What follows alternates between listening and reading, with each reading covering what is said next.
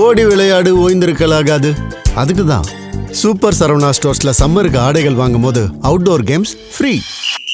ஓடு ஆடு விளையாடு சூப்பர் சரவணா ஸ்டோர்ஸ் சம்மர் கோடையை கொண்டாடலாம். மை ஆக்சஸ் இந்தியாவுடைய இந்த எக்ஸிட் போல் ரிசல்ட் அப்படிங்கிறது சர்வே முடிவுகள் சர்ச்சைக்குள்ளாக மக்கள் விரும்பக்கூடிய முதல்வர் யார்? பர்சன்டேஜ் ஷீட்ஸை கன்வெர்ட் பண்ணுறதுல மிஸ்டேக்ஸ் நடக்குது. ஆச்சரியமாக இருக்குது அந்த நம்பர்ஸ் அப்படிங்கிறது. எப்போ எடுத்தாங்க அப்படிங்கிறது விஜய்க்கு நம்பர் கிடைக்கிறதுக்கான காரணமும் பல இடங்களில் பாஜக உள்குத்து குத்திருக்காங்க. டிசிஷன் எப்படி இருக்கும் அப்படிங்கிறதான் இந்த எக்ஸிட் போல் அது வந்து இந்த இடத்துல வந்து ஒரு ரோல் பண்ணும். தமிழ்நாட்டின் அடுத்த முதல்வர் யார்? தொடர்ந்து விவாதிப்போம் தமிழக அரசியல் களத்தை பற்றி. சப்ஸ்கிரைப் செய்து இணைந்திருங்கள் நியூஸ் ஃபோக்கஸ் தமிழுடன்.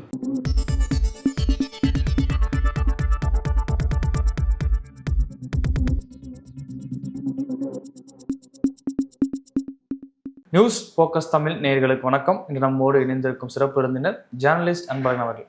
வணக்கம். தமிழ்நாட்டில் நடந்து முடிந்த சட்டமன்ற தேர்தலை ஒட்டி பல நிறுவனங்கள் தங்களுடைய எக்ஸிட் போல் ரிசல்ட்டை வந்து வெளியிட்டிருந்தாங்க. அதில் முக்கியமாக கவனிக்கப்படக்கூடிய ஒரு எக்ஸிட் போல் ரிசல்ட் அப்படிங்கிறது ஆக்சிஸ் மை இந்தியா அப்படிங்கிறோடைய ரிசல்ட். ஏன்னா அவங்க பெரும்பாலும் எண்ணிக்கையை வந்து டிவிகேக்கு வந்து கொடுத்துருந்தாங்க. எப்படி பார்க்குறீங்க வெளியிட்ட அந்த ஆக்சிஸ் மை இந்தியாவுடைய அந்த பின்புலம் என்ன சார்? ஒரு முக்கியமான நிறுவனம் தான் தமிழ்நாட்டில், குறிப்பாக இந்தியாவில் பல்வேறு காலகட்டங்களில் தேர்தல் முடிவுகள் குறித்து, அதாவது தேர்தலுடைய வாக்குப்பதிவுக்கு முந்தைய கருத்து கணிப்பாக இருக்கட்டும், இல்லை வாக்குப்பதிவுக்கு பின்பு வெளியிடக்கூடிய கருத்து கணிப்பாக இருக்கட்டும், அவங்களுடைய அந்த ரோல் அப்படிங்கிறது முக்கியமானது.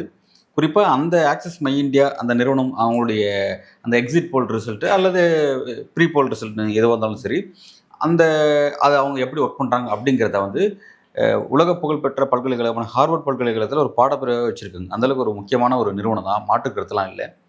ஆனால் வந்து சமீப நாட்களில் அவங்க பண்ணக்கூடிய அந்த சர்வே முடிவுகள் சர்ச்சைக்குள்ளாகிற விஷயத்தை நம்ம பார்த்துருக்கோம்.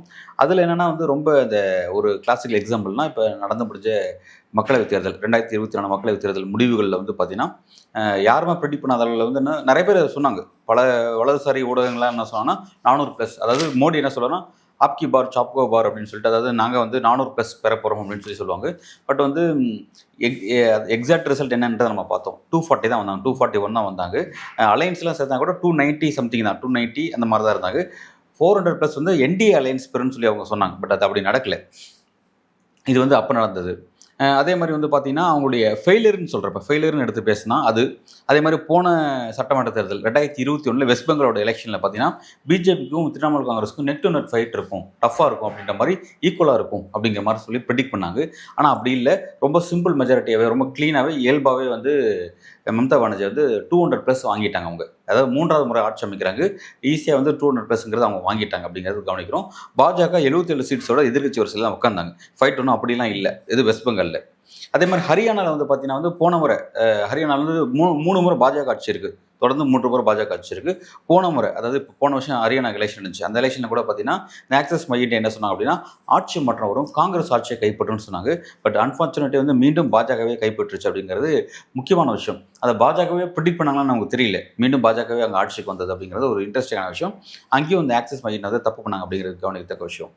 ஆனால் அவங்களுடைய ப்ளஸ்ஸு, அதாவது அவங்க கரெக்டாக கணிச்சது அப்படிங்கிறது அதுவும் சில லிஸ்ட் இருக்குது. குறிப்பாக வந்து 2019 மக்களவைத் தேர்தலில் வந்து பார்த்தீங்கன்னா வந்து 250+ வந்து என்டிஏ அலையன்ஸ் வாங்கணும்னு சொன்னாங்க. அதாவது ஒரு 5 வருஷம் ஆன்டி இன்கம்பன்சிக்கு பிறகு பிஜேபி கவர்மெண்ட், குறிப்பாக என்டிஏ மோடி தலைமையிலான அந்த என்டிஏ கவர்மெண்ட் வந்து 350+ அப்படிங்கிறத இவங்க தான் கணிச்சாங்க, கரெக்டாக கணிச்சாங்க. 353 வந்துச்சு அந்த அலையன்ஸ். இண்டிவிஜுவலாக பிஜேபி மட்டும் 303 நம்பர் கிடச்சிச்சு அப்போ. ஸோ வந்து அது முக்கியமான விஷயம். அதை வந்து அப்போ 2019 கரெக்டாக கணிச்சாங்க. ஆனால் அடுத்த 5 விஷயத்தில் 2024 அப்படி தலையில கணிச்சு மிகப்பெரிய தவறு வந்து அவங்களுக்கு ஏற்பட்டுச்சு. அந்த தவறுக்காக தான் வந்து அந்த நிறுவனத்தினுடைய சிஇஓ இருக்கக்கூடிய, அதோட நிறுவனராக இருக்கக்கூடிய பிரதீப் குப்தா அவர்கள் தொலைக்காட்சி விவாதத்தில் என்டிடிவின்னு நினைக்கிறேன், மேபி சப்ஜெக்ட் டு கரெக்ஷன், எந்த சேனல் தெரியல, ஒரு நேஷனல் மீடியாவில் இந்த டிபேட் நடக்கும்போது, அந்த விவாதம் நடக்கும்பொழுது வந்து பார்த்தீங்கன்னா அது எக்ஸிட் போலில் ஈடுபட்ட, அதாவது தேர்தல் முடிவுக்கு பிறகு அந்த முடிவுகள் எப்படி இருக்கும் அப்படின்னு சொல்லி கருத்து கணிப்பில் ஈடுபட்ட அந்த நிறுவனங்கள் இருக்காங்க. அந்த நிறுவனங்கள் வந்து எப்படின்னா எக்ஸாக்ட் போல் வரும்போது அவங்க உட்காந்துருப்பாங்க, இந்த டிபேட்டில் உட்காந்துருப்பாங்க, தாங்கள் நினச்சது கரெக்டாக வந்திருக்கு அப்படின்றத ஒரு கிராஸ் செக் பண்ணி அதை பற்றி நாங்கள் எப்படி சரியாக கரெக்டாக கண்டுபிடிச்சோம் அப்படிங்கிற மாதிரியான டிஸ்கஷன்ஸ்லாம் நடக்கும். அந்த இடத்துல வந்து பார்த்தீங்கன்னா வந்து அவர் 400+ சொன்னார். அங்கே வந்து பார்த்தீங்கன்னா வந்து பாஜக வந்து ரொம்ப மிகப்பெரிய அளவில் ஒரு சரிவை சந்திச்சாங்க, அந்த கூட்டணி சந்திச்சாங்க. அப்போ அவர் அங்கே வெளிப்படையாக அழுதுட்டார். நான் வந்து இந்த மாதிரியான ஒரு விஷயத்தை வந்து நான் எப்படி ப்ரெடிக்ட் பண்ண எனக்கு தெரியல, எங்களுது எப்படி இப்படி மிஸ்டேக் ஆச்சுன்னு எனக்கு தெரியலன்னு சொல்லிட்டு ஒரு வெளிப்படையாகவே அழுதார். ஸோ அது வந்து ஒரு முக்கியமான விஷயம். ஸோ இப்போ இந்த இடத்துல என்னென்னா, தமிழ்நாட்டில் வந்து பார்த்தீங்கன்னா கிட்டத்தட்ட ஒரு 10 நிறுவனங்கள் வந்து இந்த எலெக்ஷனில் கிட்டத்தட்ட 5 மாநில தேர்தல் தான். 5 மாநில தேர்தலில் தமிழ்நாட்டுக்கு மட்டுமே வந்து எல்லாத்துக்கும் ஈடுபட்டாங்க. பர்டிகுலராக தமிழ்நாட்டுக்கு வந்து பார்த்தீங்கன்னா ஒரு 10க்கும் மேற்பட்ட நிறுவனங்கள் வந்து இந்த சர்வே முடிவுகளில் எப்படி வந்துச்சு, தேர்தல் முடிவுக்கு பிறகு மக்களுடைய மன ஓட்டம் என்னவா இருக்குது அப்படிங்கிறத சர்வே எடுத்திருக்காங்க. அதில் என்னென்னா, நீங்கள் சொல்கிற மாதிரி ஆக்சிஸ் மை இந்தியா மட்டும் தான் ஒரு துண்டாக நிற்குது. இவங்களும் அப்புறம் அக்னி நிறுவனம் அவங்களுக்கு ஒரு துண்டாக நிற்குது. அக்னி வந்து என்னென்னா வந்து அவங்களாம் வந்து டீவியேஷனே கிடையாது. அதாவது இங்கேருந்து இங்கே அப்படின்னு டீவியேஷனே கிடையாது. எக்ஸாக்ட் நம்பர் சொல்கிறாங்க. 169 டிஎம்கே வரும், 55 64 நினைக்கிறேன் ஏடிஎம்கே சொல்கிறாங்க. ஒரு சீட்டு டிவிக்கு அப்படின்ற மாதிரி துல்லியமாக அடிக்கிறாங்க. அதில் இந்த இங்கிருந்து அங்கே அங்கிருந்து இங்கே அப்படிங்கிறதெல்லாம் எதுவுமே கிடையாது. ஸோ அந்த மாதிரி சொல்கிறது ஒரு துணிச்சல் வேணும், அக்னி நிறுவனத்துக்கு அந்த துணிச்சல் வேணும் சொல்கிறாங்க. ஸோ அது நம்ம மை ஆக்சஸ் வந்து என்னென்னா, இவங்க சொல்லக்கூடிய இந்த விஷயம் மட்டும்தான். இந்த அரசியலுக்கு விஜய் என்ட்ரி ஆனதுக்கப்புறம் அவர் டே ஒன்லேருந்து சொல்லக்கூடிய அரசியல் என்ன, 2 பேருக்கு மட்டும் தான் போட்டி. ஒன்று நான், இன்னொன்று ஸ்டாலின், ஒன்று டிவிக்கு, ஒன்று டிஎம்கே எப்படின்னு சொல்கிற அந்த நெரேஷன் இருக்குல்ல, அந்த நெரேஷனை இந்த ஒரு நிறுவனம் மட்டும் தான் அவங்களுடைய எக்ஸிட் போலில் வந்து பிரதிபலிச்சுது. மற்ற எந்த நிறுவனங்களுடைய அந்த எக்ஸிட் போலுடைய ரிசல்ட்டில் வந்து பார்த்தீங்கன்னா எங்கேயுமே பிரதிபலிக்கல. மற்ற நிறுவனங்களுடைய ரிசல்ட்லாம் எப்படி இருந்துச்சுன்னா, டிஎம்கே வர்சஸ் ஏடிஎம்கே அப்படின்னு தான் இருந்துச்சு. காலங்காலமாக இருக்கக்கூடிய 2 திராவிட அரசியல் கட்சிகளுடைய அந்த இருதுருவ பாலிடிக்ஸில் தான் வந்து எல்லாத்துடைய அந்த எக்ஸிட் போல் விஷயமும் அதை தான் சொல்லுச்சு. இது ஒன்று மட்டும் தான் டிவிகே வர்சஸ் டிஎம்கே அப்படின்ற மாதிரியான விஷயம். அதுவும் உங்கள் நம்பர்ஸ் எப்படி இருக்குது அப்படின்னா, டிஎம்கேக்கு 92 லெஸ் தென், அதாவது குறைஞ்சபட்ச நம்பர் 92, அதிகபட்ச நம்பர் 110 இது டிஎம்கேக்கு. அது டிவிகேக்கு வந்து குறைஞ்சபட்சம் 98, அதிகபட்சம் 120. அந்த அதிகபட்சம் பார்த்தீங்கன்னா கூட அந்த மேஜிக் மார்க் அவங்க அச்சீவ் பண்ணிட்டாங்க அப்படின்னு சொல்கிறாங்க. ஸோ அது கரெக்டாக அந்த நம்பருக்கு கரெக்டாக வந்து சொல்கிறாங்க. ஸோ இன்ட்ரெஸ்டிங்காக இருக்குது அவங்க சொல்லக்கூடிய நம்பருக்கு வந்து பார்த்தீங்கன்னா. அதே மாதிரி பார்த்தீங்கன்னா பர்சன்டேஜ் எடுத்துக்கோங்களேன். பர்சன்டேஜ் எடுத்துகிட்டா வந்து டிஎம்கே 35, டிவிக்கு 35 அப்படின்னு சொல்கிறாங்க. இந்த பர்சன்டேஜை வச்சு எப்படி சீட்ஸ் கன்வெர்ட் ஆகுது அப்படிங்கிறது அதெல்லாம் அதை கணிக்கிறதுக்கு வந்து தனி ஒரு மாஸ்டர் மைண்டு தான் வேணும். அது வந்து பல சஃபாலஜிஸ்ட் வந்து அதை ப்ராப்பராக கணிக்கிறது இல்லை. பல நிறுவனங்களுமே சரி, இந்த மாதிரியான ஒரு ஏஜென்சியுமே சரி, அதை வந்து ப்ராப்பராக கணிக்கிறது இல்லை. அது மிகப்பெரிய இஷ்யூஸ் இருக்குது. அதை மை ஆக்சஸ் பல இடங்களில் ஒத்துருக்காங்க, அதை எங்களால் கணிக்க முடியலன்னு சொல்லியிருக்காங்க. இவ்வளோ செஞ்ச மை ஆக்சஸ் வந்து என்னென்னா, இந்த முறை நேற்றைக்கு வெளியான அந்த 5 மாநில அந்த எக்ஸிட் போல் ரிசல்ட்டில் வந்து பார்த்தீங்கன்னா வெஸ்ட் பெங்காலில் இவங்க கணிக்கல. வெஸ்ட் பெங்கால் எங்களால் ப்ரெடிக்ட் பண்ண முடியும்னு ஓப்பனாக சொல்லிட்டாங்க. இந்த மாதிரி சொல்லலை. மேபி அதுக்கு என்னென்னா, பல இடங்களில் வந்து வாக்காளர்கள் வந்து உண்மையான விஷயத்தை வந்து சொல்ல மாட்டேங்கிறாங்க அப்படிங்கிறத குறிப்பிடுறாங்க. நீங்கள் அங்கே ஏன் தப்பு பண்ணுறீங்க அப்படின்னு கேட்கும்பொழுது, தப்பு பண்ணுறதுக்கான காரணம் அவங்க என்ன சொல்கிறாங்க அப்படின்னா, பல இடங்களில் வாக்காளர்கள் வந்து எங்கிட்ட உண்மையை சொல்ல மாட்டேங்கிறாங்க, ஷேர் பண்ண தயங்குறாங்க அப்படிங்கிற ஒரு விஷயத்தை குறிப்பிட்றாங்க. அப்புறம் சில இடங்கள் என்னென்னா, நம்பர்ஸை வந்து, அதாவது பர்சன்டேஜ் ஷீட்ஸை கன்வெர்ட் பண்ணுறதுல மிஸ்டேக்ஸ் நடக்குது, அதனால் எங்களால் வந்து அதை சரியாக கணிக்க முடியல அப்படிங்கிற விஷயத்த சொல்கிறாங்க. அதே மாதிரி பார்த்தீங்கன்னா, தேர்தலுக்கு ஒரு 2 அல்லது 3 நாட்களுக்கு முன்பு அந்த வாக்காளர்கள்ட்ட ஏற்படக்கூடிய மனமாற்றத்தை வந்து இவங்களால் வந்து அந்த சாம்பிள் சர்வேல வந்து அதை கரெக்டாக அச்சீவ் பண்ண முடியலங்கிறாங்க. ஃபர்ஸ்ட்டு நம்ம இது எப்படி புரிஞ்சுக்கணும் அப்படின்னா, இந்த சர்வே விஷயத்தை எப்படி புரிஞ்சுக்கணும் அப்படின்னா, இது வந்து தேர்தல் வந்து நமக்கு 23ஆம் தேதி தேர்தல் முடிஞ்சது. இந்த எக்ஸிட் போல் எப்போ வருதுன்னா 29ஆம் தேதி வருது. இந்த இடைப்பட்ட இந்த 4 நாட்களில் நீங்கள் இதை நடத்துனீங்களா தமிழ்நாட்டுக்கு அப்படின்னா அப்படி கிடையில. இது அப்படி தெரியல நமக்கு. இது வந்து அவங்களோட சாம்பிள் வந்து பார்த்தா 4 லட்சம்னு சொல்கிறாங்க. நம்பர்ஸ் ரொம்ப அதிகமாக இருக்குது, ஆச்சரியமாக இருக்குது அந்த நம்பர்ஸ் அப்படிங்கிறது. எப்போ எடுத்தாங்க அப்படிங்கிறது தெரியல. ஏன்னா வாக்காளர்களை பொறுத்த வரைக்கும், ஒரு குறிப்பிட்ட வாக்காளர்களை பொறுத்த வரைக்கும், அவன் பூத்துக்கு போகிறவனே பார்த்தா ஒரு டிவிஷனில் இருப்பான். பூத்துக்கு போகிறவன் டிவிஷனில் இருப்பாங்க. போட்டு முடிச்சுட்டு வந்ததுக்கப்புறம் யாருக்கு போட்டோம் அப்படிங்கிறத அவனால் உறுதியாக சொல்லவே முடியும் அப்படிங்கிறது இருக்குது. இதை பற்றி பல மூத்த பத்திரிகையாளர்கள், இந்த மாதிரியான கடந்த காலத்தில் இந்த மாதிரி வந்து தேர்தல் விற்பனர்களாக ஒர்க் பண்ணவங்க, சஃபாலஜிஸ்ட்டாக ஒர்க் பண்ணவங்க, அவங்களாம் என்ன சொல்கிறாங்க அப்படின்னா, அன்றைய காலகட்டத்தில் வாக்காளர்கள் வந்து உண்மையை சொல்லுவாங்க, எங்கிட்ட நான் யாருக்கு ஓட்டு போடணும்னு சொல்லுவாங்க. இன்றைக்கி வந்து அதை சொல்கிற தன்மை வந்து குறைஞ்சிருக்கு. அதுக்கு காரணம் என்னன்றது தெரியல, அந்த குவாலிட்டி மாறி இருக்குது அப்படிங்கிற விஷயத்தை குறிப்பிட்றாங்க. ஸோ வந்து இதெல்லாம் வந்து கொஞ்சம் நம்ம ஒரு இன்ட்ரெஸ்டிங் விஷயமாக தான் நம்ம பார்க்குறோம். ஸோ வந்து இப்போ நம்ம ஓவராலாக இதுக்கு வருவோமே, ஆக்சஸ் மை இந்தியாவுக்கு வருவோமே. இவங்க ஏன் இந்த முடிவை சொல்கிறாங்க? நான் ஏற்கனவே சொன்ன துண்டை வந்து நிற்கிறாங்க. இவங்க மட்டும் தான் துண்டாக தெரியுறாங்க. மற்ற நிறுவனங்கள் எல்லாமே வந்து ஆல்மோஸ்ட் வந்து 4 கார்னர் ஃபைட் அப்படின்னாவே ஈஸியாக ஒரு காமனாக அரித்மெட்டிக் தெரிஞ்ச பாலிட்டிக்ஸ், எலக்ட்ரல் பாலிட்டிக்ஸை பேசிக் தெரிஞ்சவங்க கூட சொல்லுவாங்க 4 கார்னர் ஃபைட்டா, எஸ் டிஎம்கேக்கு எட்ஜ் இருக்குது அப்படிங்கிறத கிளியராக சொல்லுவாங்க. அதுபடி தான் ரிசல்ட்டை பிரதிபலிச்சிச்சு. எக்ஸாக்ட் ஒரே நிறுவனம், அந்த நிறுவனம் பேர் மறந்துட்டேன், அவங்க ஒன்று மட்டும் தான் ஏடிஎம்கே மெஜாரிட்டி கிடைக்குன்னு சொல்லியிருந்தாங்க. 3 நிறுவனம் சார், 3 நிறுவனம் ஏடிஎம்கே சொல்லியிருந்தாங்களா? ஓகே, இன்ட்ரெஸ்டிங் தெரியல. ஓகே, வந்து ஒரு அதாவது மெஜாரிட்டி இந்த இதில் ஈடுபட்ட இந்த சர்வே இந்த போலில் இந்த ஒர்க்கில் ஈடுபட்ட நிறுவனங்களுடைய மெஜாரிட்டி அப்படின்னு பார்த்தா எல்லாருமே டிஎம்கே கொடுக்குறாங்க. அடுத்த செகண்ட் கேட்டகரி வந்து ஏடிஎம்கே கொடுக்குறாங்க. ஒரே ஒரு நிறுவனமாக இருக்கக்கூடிய இந்த ஆக்சிஸ் மை இந்தியா மட்டும் தான் வந்து கிளியராக கூட கிடையாது. நமக்கு என்ன விமர்சனம் அப்படின்னா, அவங்க ஏடிஎம்கே கொடுக்குற சீட்டு வந்து ரொம்ப ரொம்ப குறைச்சலா இருக்கு. இப்போ 22லேருந்து 32 அப்படிங்கிறது ஏடிஎம்கே ரொம்ப குறைச்சி மதிப்பிடுறாங்களோ? இல்லை, அதை தான் இப்போ நான் அதுக்கு தான் வரேன். இப்போ இவங்க ஏன் இந்த இடத்துக்கு வந்தாங்க அப்படிங்கிறத நான் விஷயத்தை விளைக்கிறேன். இவங்க எப்படி இந்த இடத்துக்கு வந்தாங்க அப்படின்னா, இப்போ வந்து யார் அடுத்த சிஎம், மக்கள் விரும்பக்கூடிய முதல்வர் யார் அப்படின்ற கொஷின்ஸ் வைக்கும் பொழுது அந்த ரேஸில் வந்து பார்த்தீங்கன்னா ஃபர்ஸ்ட் விஜய் தான் இருக்காரு. விஜய்க்கு 37% கொடுக்குறாங்க, ஸ்டாலினுக்கு 35 கிடைக்குது அப்படிங்கிறாங்க. ஸோ அதை வந்து இவங்களுடைய இந்த முடிவுக்கு கொஞ்சம் ஒரு சாதகமான ஒரு அம்சமாக கருதுறாங்க. இது ஒன்று. அடுத்த விஷயம் என்ன அப்படின்னா வந்து விமன்ஸோட வாக்குகள் ஒரு 38% வந்து பெண்களோட வாக்குகள் விஜய்க்கு திரும்பி இருக்கு. அதுவும் அதே மாதிரி வந்து யங்ஸ்டர்ஸோட வாக்குகள் பர்டிகுலராக 18லேருந்து ஒரு 39 வரையும் இருக்கக்கூடிய இந்த வாக்காளர்களில் மேக்சிமம் வந்து விஜய்க்கு போயிருக்கு, டிவிக்கு போயிருக்கு அப்படிங்கிறத குறிப்பிட்றாங்க. அப்புறம் வந்து விஜய் ஏற்படுத்தியிருக்க டென்ட் அப்படின்னு பார்த்தா டென்ட், அதாவது விஜயோட டென்ட் அப்படிங்கிறது யாருக்கு வந்து சிக்கலை ஏற்படுத்தியிருக்காரு, யாருடைய வாக்கு வங்கியில் அவர் வந்து உடைச்சிருக்காரு அப்படின்னு பார்த்தா அது டிஎம்கேவா ஏடிஎம்கேன்னு பார்க்கும்போது டிஎம்கே கிட்ட வந்து 34% உடைச்சிருக்காரு. அதாவது டிஎம்கேடைய வாக்கு வங்கி ஒரு 100% வாக்கு வங்கி இருக்குன்னா அதில் ஒரு 34% வந்து டிஎம்கே கிட்ட வந்து விஜய் உடைச்சிருக்காரு, ஒரு 32% வந்து ஏடிஎம்கே கிட்ட வந்து உடைச்சிருக்காரு அப்படிங்கிற விஷயத்தை இவங்க குறிப்பிட்றாங்க. அது ஒரு இன்ட்ரெஸ்டிங்கான ஒரு விஷயம். அதே மாதிரி பார்த்தீங்கன்னா ஓவரால் இங்கே ஒரு விஷயம் தான், 50 ஆண்டு கால வருஷமாக அந்த திராவிட கட்சிகளோட ஆட்சி நாங்கள் பார்த்துட்டோம். ஸோ வந்து எங்களுக்கு ஒரு சேஞ்ச் தேவைப்படுது அப்படிங்கிற ஒரு விஷயம். இதில் வந்து பார்த்தீங்கன்னா அதாவது விஜய்க்கு வாக்களிச்சதில் 70க்கும் மேற்பட்டவர்கள் வந்து இதை தான் சொல்கிறாங்க, எங்களுக்கு ஒரு சேஞ்ச் வேணும் அப்படிங்கிறதுக்காக நான் வாக்களித்தோம் அப்படிங்கிற மாதிரி விஷயத்தை சொல்கிறாங்க. ஸோ இதெல்லாத்தையும் கம்பேர் பண்ணி பார்த்து தான் வந்து நாங்கள் வந்து இந்த டைமென்ஷன் வந்திருக்காங்க, இப்படி இந்த இடத்துக்கு வந்து நின்றுருக்காங்க. நீங்கள் சொன்ன மாதிரி ஏன் வந்து ஏடிஎம்கே இங்கே விட்டுட்டாங்க, ஏடிஎம்கே ஏன் அவங்க குறைச்சி மதிப்பிடுறாங்க 22% அப்படின்னா இவங்களோட ப்ரிடிஷன், இவங்களோட சர்வே முடிவுகள் எப்படி இருக்குன்னா, அதாவது விஜய் சொன்ன மாதிரி டிஎம்கே வர்சஸ் டிவிகே அப்படிங்கிற மாதிரி தான் இருக்குது. இடையில இருக்கிற ஏடிஎம்கே வந்து ஸ்க்ரீனில் இல்லாத மாதிரி போயிடுச்சு. காரணம் என்னன்னா ஏடிஎம்கேனுடைய பிரதான எதிர்க்கட்சி அரசியலை விஜய் செஞ்சிருக்கிறாரு. அதுதான் இவங்களுடைய விஷயம். அதாவது விஜய் இங்கே இல்லாமல் போனால் அந்த அரசியல் ஏடிஎம்கே செஞ்சிருக்கும். ஏன்னா திமுக தீய சக்தின்னு சொல்கிறது ஏடிஎம்கேயோட தாரக மந்திரம். அதை தான் இன்னைக்கு விஜய் கையில் எடுத்தார். ஸோ அதே மாதிரி வந்து என்ன களத்தில் வந்து பார்த்தீங்கன்னா எனக்கு தான், நான் தான் எதிர்கட்சின்ற மாதிரி ஒரு தோற்றத்தை வந்து லாஸ்ட் மினிட்ஸில் அவர் ஏற்படுத்தியிருந்தார். ஸோ வந்து அதனால என்ன அப்படின்னா அப்போ கிளியராக என்னன்னா சிம்பிளாக இது இப்படி புரிஞ்சுக்கலாம், விஜய்க்கு போயிருக்க நம்பர் வந்து அப்படியே ஏடிஎம்கேக்கு வந்திருக்க வேண்டிய நம்பர், அது ஏடிஎம்கே அந்த ரோலை செய்ய தவறுனதுனால அந்த நம்பர் அங்கே போயிடுச்சு அப்படிங்கிற மாதிரி இவங்களோட ரிசல்ட் வந்து இருக்குது அப்படிங்கிறத நம்ம புரிஞ்சுக்கிறோம். இதை தாண்டி வந்து இப்போ இந்த மை ஆக்சஸ் இந்தியா வந்து ஏற்கனவே தமிழ்நாடு தொடர்பான அரசியலை இவங்க எடுத்த தவறான முடிவுகள் என்ன அப்படின்னு பார்த்தீங்கன்னா கூட 2016 அதாவது 2011 2016 அந்த 5 ஆண்டு காலம் வந்து அதிமுக ஆட்சி இருந்துச்சு, ஜெயலலிதாவுடைய ஆட்சி இருந்துச்சு. அந்த ஆட்சியில் வந்து பார்த்தீங்கன்னா அந்த ஆட்சி முடியும் போது அந்த ஆட்சிக்கு எதிரான ஆன்டி இன்கம்பன்சின் காரணமாக ஆட்சி மாற்றம் நிகழும் அப்படிங்கிற மாதிரியான விஷயத்தை இவங்க கணிச்சிருந்தாங்க. யாரே மை ஆக்சஸ் வந்து கணிச்சிருந்தாங்க. ஆனால் அந்த முறை மீண்டும் அதிமுக தான் ஆட்சி கைப்பட்டுச்சு, பேக் டு பேக் அப்படின்ற மாதிரியான ஒரு ரெக்கார்டை வந்து ஜெயலலிதா வந்து ஒரு பெரிய ஒரு வெற்றியை செஞ்சாங்க. அதுக்கு முக்கியமான அங்கம் வகிச்சு வந்து மக்கள் நல கூட்டணிங்கிற ஒரு விஷயம் வந்து ஒன்று உருவாச்சு. ஸோ வந்து அது வந்து திமுக அரியணை ஏறுவதை தடுத்துருச்சு அப்படிங்கிற விஷயம்.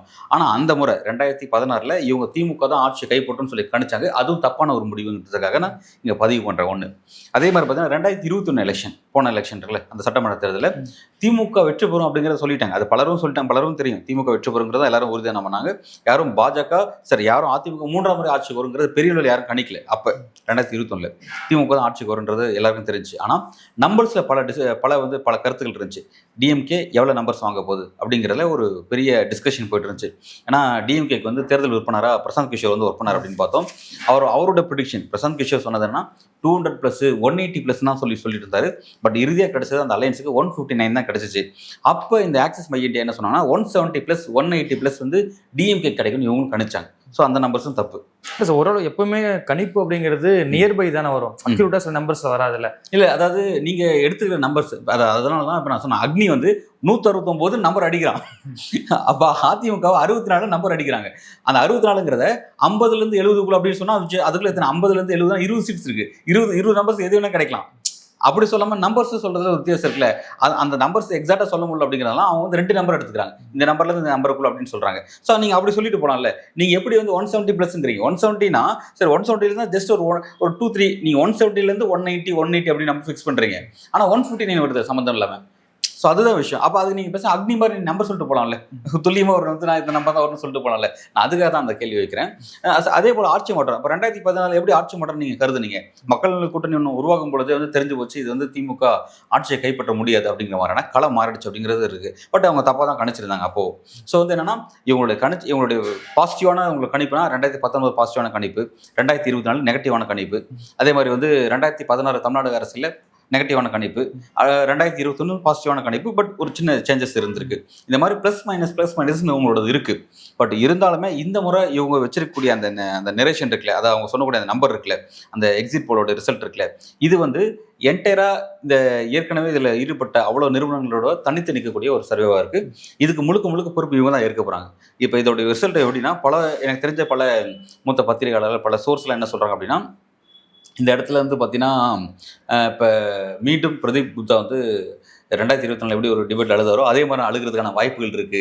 ஸோ வந்து ஏன்னா அவரோட விஷயங்கள் வந்து எங்கேயுமே கிரவுண்ட் ரியாலிட்டி பொருந்தலை அப்படின்றத குறிப்பிட்றாங்க. கிரவுண்ட் ரியாலிட்டி பொருந்தாமல் எப்படி இந்த நம்பர்ஸ் வந்து டிஎம்கேக்கும் டிவிகேக்கும் விஜய் பேசுவார், விஜய் பேசுகிற மாதிரி எப்படி கிரவுண்டு பிரதிபலிச்சிச்சு. அப்போ கிரவுண்டு பிரதிபலிச்சுன்னா அந்த இன்ஃப்ராஸ்ட்ரக்சர் இருக்கா, டிஎம்கே இருக்கக்கூடிய அந்த பர்டிகுலர் அந்த வாக்குகள் எல்லாத்தையுமே வந்து போலரைஸ் பண்ணி கொண்டு வரக்கூடிய அந்த மெக்கானிசம் ஒன்று இருக்குது. அந்த மெக்கானிசம் எங்கே வந்து அது ஏடிஎம் கிட்ட இருக்குது, டிஎம் கிட்ட இருக்குது, விஜய் கிட்ட அது எங்கே இருக்குது. ஸோ அது எப்படி வந்து கன்வென்ஷன் நடக்கும் அப்படின்றலாம் கேள்வி எடுத்தாங்க. நியாயமான கேள்விகள் தான். ஸோ அதெல்லாம் புரிஞ்சுக்க முடியும். ஸோ அதெல்லாம் வச்சு பார்க்கும்பொழுது இவங்களோட ப்ரெடிக்ஷன்ஸில் மிகப்பெரிய தப்பு இருக்குது. அவர் மீண்டும் ஒரு முறை அழ வாய்ப்பு இருக்குது. ஏன்னா தனியாக துண்ட ஒரு விஷயத்தை அவர் சொல்கிறார். மற்ற எல்லா நிறுவனங்களும் ஒரு ரேட்டு ஒரு ரேஷியோ சொல்லும் பொழுது இவர் சமதளமாக ஒரு ரேஷியோ சொல்கிறார் அப்படின் போது அப்போ அதுக்கு இவர் தான் முழுக்க பொறுப்பு. அது எப்படி ஒரு பொறுப்பு இருக்க போகிறார் அப்படிங்கிறத நம்ம எக்ஸாக்டாக இன்னும் ஒரு 2-3 டேஸில் பார்க்க தான் போகிறோம் அப்படிங்கிறது முக்கியமான விஷயம். இவ்வளோ நம்பர் ஏன் டிவிக்கு வந்தால் என்ன தப்பு, ஏன் இவ்வளோ விமர்சனத்துக்கு உட்படுத்தணும் அதை? இல்லை, அதாவது விஜய்க்கு இவ்வளோ நம்பர்ஸ் வரதில் நமக்கு எந்த மாற்று கிடையாது. இது என்னோட தனிப்பட்ட கருத்து கிடையாது, யாரோட மக்களோட டிசிஷன் தான். மக்களோட டிசிஷன் எப்படி இருக்கும் அப்படிங்கிறதான் இந்த எக்ஸிட் போல் ரிசல்ட் வந்திருக்கு. இதை நம்ம இப்போ டிஸ்கஸ் பண்ணிட்டு இருக்கோம். நாளைக்கு மே 4 வந்து எக்ஸாக்ட் என்னவோ அதை டிஸ்கஸ் பண்ணுவோம். அது உண்மையிலே இந்த நம்பர் தான் வந்துச்சுன்றதை நம்ம பேசுகிறோம். மக்கள் தான் நம்பர் முடிவு பண்ண போகிறாங்க. ஒரு கட்சிக்கு நம்பர் எவ்வளோ வேணும், ஒரு கட்சிக்கு வந்து வாக்கு எவ்வளோ வேணும் அப்படிங்கிறது மக்கள் தான் முடிவு பண்ண போகிறாங்க. நமக்கு தனிப்பட்ட கருத்து எதுவுமே கிடையாது. ஆனால் நம்ம எப்படி இது பண்ணுறோம் அப்படின்னா, நம்ம எப்படி இந்த விஷயத்தை பார்க்குறோம் அப்படின்னா, நீங்கள் நம்பர்ஸை கைப்பற்றணுமோ இல்லை ஆட்சியை கைப்பற்றணுமோ அப்படிங்கிறதுக்கான அரசியல் விஷயங்கள் வேறு. அந்த அரசியல்ங்கிறது ஒரு கட்சி செய்யக்கூடிய அரசியல் ஆக்டிவிட்டிங்கிறது நம்ம அந்த கட்சியினுடைய அந்த பொலிட்டிக்கல் ஆக்டிவிட்டி மூலமாகவே நம்ம அதை கணிக்கலாம். அவங்களுக்கு எப்படி இருக்காங்க, எப்படி ஒர்க் இருக்குது நம்ம கணிக்கலாம். அதாவது இப்போ விஜய்க்கு வந்து விஜயோட அரசியல் இந்த எலெக்ஷனுக்கு முன்னாடி வரையும் எப்படி பேசுகிறாங்க அப்படின்னா, விஜய்க்கு கூடக்கூடிய அவ்வளோ கூட்டமும் அது வந்து ஓட்டு இருக்கா, அந்த கூட்டம் வந்து ஓட்டு போட்டுருமா அப்படின்னு பேசிட்டாங்க. அதுக்கப்புறம் அதுக்கு முன்னாடி என்ன சொன்னாங்க அப்படின்னா, விஜய்க்கு கூட்டம் அவ்வளோ அந்த கூட்டத்துக்கு எல்லாத்துக்குமே ஓட்டு இருக்கா, ஏன்னா வந்து பிலோ 18% வந்து நிறைய பேர் கூறாங்க இல்லையா, ஸோ அவங்களுக்குலாம் ஓட்டு இருக்கா அப்படின்னு கேட்டாங்க. ஸோ அப்போ அப்படியே ஓட்டு இருந்தால் அவங்க எல்லாருமே ஓட்டு போட்டுருவாங்களா அப்படிங்கிற மாதிரிலாம் விஷயம்லாம் இருந்துச்சு. ஸோ வந்து எலெக்ஷனுக்கு பிறகு, அதாவது ஏப்ரல் 23 பிறகு அதை எப்படி டிஸ்கஸ் பண்ணாங்கன்னா, மிகப்பெரிய எழுச்சியான ஒரு கூட்டம் இருந்துச்சு. வாக்கு வங்கியில் மிகப்பெரிய அளவில் ஒரு ஹெல்த்தியான ஒரு போல் இருந்துச்சு. அது வந்து விஜய்க்காக அப்படின்னு பேசுகிறாங்க. அப்படிலாம் கிடையாது. வெஸ்ட் பெங்காலில் வந்து 92% போல் பதிவு இருக்குது. ஃபர்ஸ்ட் பிளேஸில் 93, செகண்ட் பிளேஸில் 92, ஆல்மோஸ்ட் வந்து 92% சார். அதான் ஆல்மோஸ்ட் 2 பேஸ்லையும் சேர்த்து ஆல்மோஸ்ட் வந்து 92% வந்து போலிங் இருக்குது. நல்ல பிரிஸ்க் போலிங். இப்போ அங்கே விஜய் வந்தாரா? சார் நீங்கள் டிவிக்கோட அரசியல் வந்து நீங்கள் புதுச்சேரியில் எலெக்ஷன் நின்னீங்க. புதுச்சேரியில் பொறுத்தவரை எந்த நிறுவனமே விஜய்க்கு வந்து ஒரு நம்பர் கூட கொடுக்கல. ஆல்மோஸ்ட் புதுச்சேரி வந்து விஜய் வந்து வாஷ் அவுட் அப்படிங்கிற மாதிரி தான் வந்து அவங்களோட விஷயம் இருக்குது. அப்படின்னா வந்து அங்கேயும் 89% போலிங் பதிவு வச்சு பிரிஸ்க் போலிங் புதுச்சேரிக்கும். ஸோ எஸ்ஐஆர் ஆக்டிவிட்டிங்க தான் கிளியராக தெரிஞ்ச விஷயம். பர்டிகுலராக தமிழ்நாட்டோட அரசியல் என்னன்னா, புதுசாக என்னன்னா, போன எலெக்ஷனுக்கு இந்த எலெக்ஷனுக்கு ஒரு புதிய மாற்றமாக ஒரு 24 லட்சம் வாக்காளர்கள் இயல்பு மீறி ஒரு வாக்களிச்சாங்க. அது வந்து ஒரு முக்கியமான நம்பர்ஸ். அது வந்து ஆட்சி மாற்றத்துக்காக வாக்களிச்சாங்களா, அல்லது விஜயோடைய வருகைக்காக ஒரு புத்துணர்ச்சியோட வாக்களிச்சாங்களா, அப்படி அது என்ன ஒரு சார் புது நம்பர் நீங்கள் சொல்கிறீங்க. ஆனால் மூத்த பத்திரிகை என்ன சொல்கிறாங்கன்னா, ஒவ்வொரு டைம் எலெக்ஷன் வரும்போதும் புது வாக்காளர் வர்றது அப்படிங்கிறது இயல்பு தானே. புது வாக்காளர் வர்றது இயல்பு. போன முறையை விட இந்த முறை நான் பர்சன்டேஜில் சொல்ல, போன முறை பர்சன்டேஜ் வந்து நமக்கு 73 நினைக்கிறேன், இந்த முறை வந்து 85. சரியா? நான் பர்சன்டேஜில் பேசல, நான் நம்பர்ஸில் பேசுகிறேன். நம்பர்ஸில் பேசும்போதுன்னா, புதிதாக 24 லட்சம் வாக்காளர்கள் வந்திருக்காங்க அப்படின்னா அந்த நம்பர்ஸ் தான் கவனிக்கிற விஷயம். பர்சன்டேஜில் பேசினா பர்சன்டேஜுக்கு முக்கிய காரணம் எஸ்ஐஆர் தான். ஏன்னா போன முறை 2021 எலெக்ஷனில் நம்ம வந்து வாக்களிக்கும் போது 6.7 கோடி பேர் வாக்களிச்சாங்க. பட் இந்த மூலம் வாக்காளர்களே 5.73 தான். அது 5.73 லட்சம் தான் வந்து வாக்காளர்கள், ஓவரால் வாக்காளர்களே. உங்களுக்கு ஓவரால் குறைஞ்சிச்சு அப்படின்னா உங்களுக்கு பர்சன்டேஜ் வந்து ஈஸியாக அப்படியே கிட்ட நெருங்கிடும். ஸோ வந்து இப்போ நம்ம இந்த போன தேர்தலில் இந்த தேர்தலுக்கு ஸ்பெஷலாக பார்க்குறது என்னன்னா, ஒரு புதிதாக 24 லட்சம் வாக்காளர்கள் வந்து வாக்களிச்சதுங்கிறது ஒரு முக்கியமான சிக்னிஃபிகண்டான ஒரு டைமென்ஷனாக இருக்குது. அதே மாதிரி பார்த்தீங்கன்னா, இப்போ இந்த எலெக்ஷனில் புதிதாக வந்திருக்க விஜயுடைய வருகை அது வந்து ஒரு முக்கியமான ஒரு விஷயம். அவர் வந்திருக்கிறது அப்படிங்கிறது பைபோலர் பார்ட்டிஸில் நானும் ஒருத்தர் வந்திருக்கு அப்படின்ற மாதிரியான ஒரு புதிதாக ஒரு நபர் அப்படிங்கிற மாதிரி நம்ம ஒரு ஸ்பெஷலாக பார்க்குறோம். இதில் என்னன்னா, விஜய்க்கு நம்பர் கிடைக்கிறதுக்கான காரணமோ இல்லை சீட்ஸ் கிடைக்கிறதுக்கான நம்பர்ஸ் அல்லது நல்ல உயர்வான வாக்கு சதவீதம் கிடைக்கிறதுக்கு முக்கியமான காரணம் இன்ஃப்ராஸ்ட்ரக்சர் உங்களுக்கு ரொம்ப முக்கியமானது. அந்த இன்ஃப்ராஸ்ட்ரக்சர் உங்ககிட்ட இருக்கா அப்படிங்கிறதான் கேள்வி. அதை வச்சு தான் நம்பர்ஸ் கன்வெர்ட் ஆகுமா அப்படிங்கிறத நம்ம விமர்சனம் பண்ணுறோம். ரெண்டாவது, நீங்கள் எப்படி பொலிட்டிக்கல் ஒர்க் நீங்கள் செஞ்சீங்க அப்படிங்கிறதான் உங்களோட விஷயம். இதை வச்சு நம்ம எல்லாத்தையும் அசஸ் பண்ணி பேசணும். நம்ம ஏடிஎம்கேன்ற இடத்துல டிஎம்கே வர்சஸ் டிவிகே அப்படின்ற இடம் வரும்பொழுது ஏடிஎம்கே டவுன் ஆகிறதுக்கான காரணம் என்ன அப்படின்னா, இது குறித்து சில செய்திகள் வருது. சில சோர்ஸ் மூலமாக எனக்கு வரக்கூடிய செய்திகள் என்னவாக இருக்குது அப்படின்னா, பல இடங்களில் பாஜக உள்குத்து குத்திருக்காங்க. அதாவது பல இடங்களில் பாஜக அதிமுக வீழ்த்தணும் அப்படிங்கிறதுக்காக டிவிக்கு சப்போர்ட் பண்ணியிருக்காங்க அப்படிங்கிற ஒரு விஷயங்களுக்கு வந்து இதில் வருது. ஸோ மேபி அது வந்து கை கொடுத்துச்சு அப்படின்னா அது வந்து இந்த இடத்துல வந்து ஒரு ரோல் பண்ணும். ஸோ இந்த மாதிரி பாஜக கொஞ்சம் உள் வேலைகள் செஞ்சதன் காரணமாக வந்து இந்த இடத்துல வந்து டிவிக்கு எப்படி பாஜக உள் வந்து நீங்கள் விஜய்க்கு ஆதரவு அப்படி வேலை செஞ்சிருப்பாங்க சொல்றீங்க? எப்படி முடியல நான் எப்படின்னு சொல்கிறேன் அப்படின்னா வந்து குறிப்பாக வந்து நான் அண்ணாமலையை குறிப்பிட்றேன். எலெக்ஷன் அன்றைக்கி அவர் வந்து ட்ரெஸ் கோடை நீங்கள் கவனிச்சிருப்பீங்க. ஒயிட் ஷர்ட்டு காக்கி ஃபேண்ட் அப்படிங்கிற மாதிரியான வந்தார். அது விஜய்க்கு ஆதரவு. அது வழக்கமாக விஜயனுடைய பொலிட்டிக்கல் ட்ரெஸ் கோட் அது விஜய்க்கு.